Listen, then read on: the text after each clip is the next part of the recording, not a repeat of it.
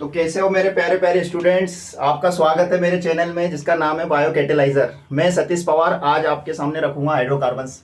तो हाइड्रोकार्बन्स क्या होते हैं मैं आपको पहले ये बता देता हूँ। हाइड्रोकार्बन्स ऐसे डेरिवेटिव कंपाउंड होते हैं जो हाइड्रोजन और कार्बन से मिलकर बने होते हैं। ठीक है, जैसे पेट्रोल, डीजल, फ्यूल हो गया। ठीक है, और क्या हो गया जैसे कि सीएनजी हो गया, पेट्रोल हो गया, ये सब जितने भी होते हैं जो हमारे डेली लाइफ में यूजफुल होते हैं उन सबको क्या कहा जाता है, हाइड्रोकार्बन्स। और अगर इन शॉर्ट में कहा जाए कि हाइड्रोकार्बन्स होते क्या है, तो वे ऐसे कंपाउंड होते हैं जो हाइड्रोजन और कार्बन से मिलकर बने होते हैं। तो अब मैं आपको जल्दी से बता देता हूँ एक फ्लो चार्ट के माध्यम से कि हाइड्रोकार्बन्स कितने प्रकार के होते हैं और कैसे होते हैं। तो देखते हैं जरा अपन। हाइड्रोकार्बन, सबसे पहले अपन ने लिखना हाइड्रोकार्बन। अब ये दो प्रकार के मेनली कहा जाता है, दो प्रकार में होंगे। सबसे पहले होता है एलिफेटिक बोलो,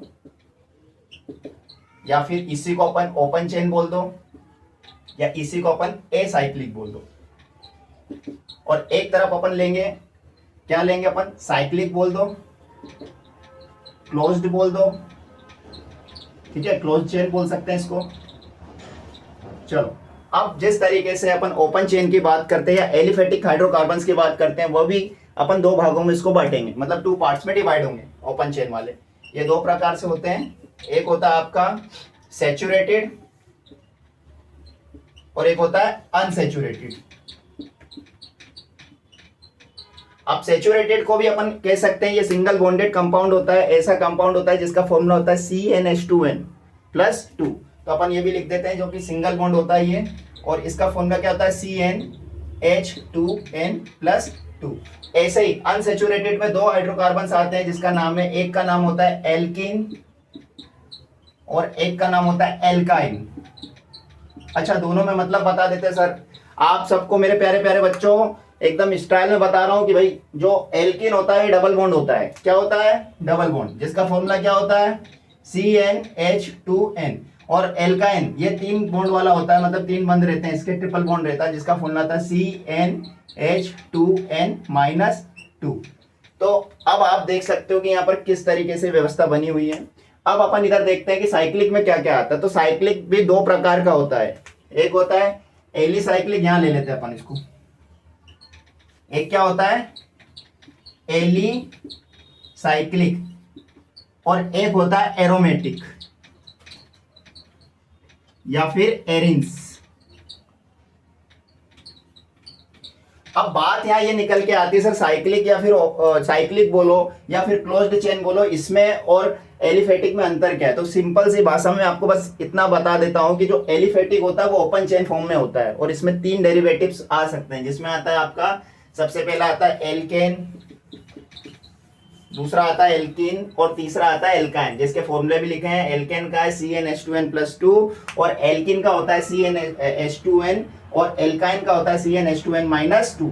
जबकि साइक्लिक क्लोज्ड ऐसे डेरिवेटिव हाइड्रोकार्बन्स होते हैं जिसमें एक होता है एलिसाइक्लिक और एक होता है एरोमेटिक। अब एलिसाइक्लिक को भी दो भागों में बांटा गया है, एक होता है सैचुरेटेड और एक होता है अनसैचुरेटेड।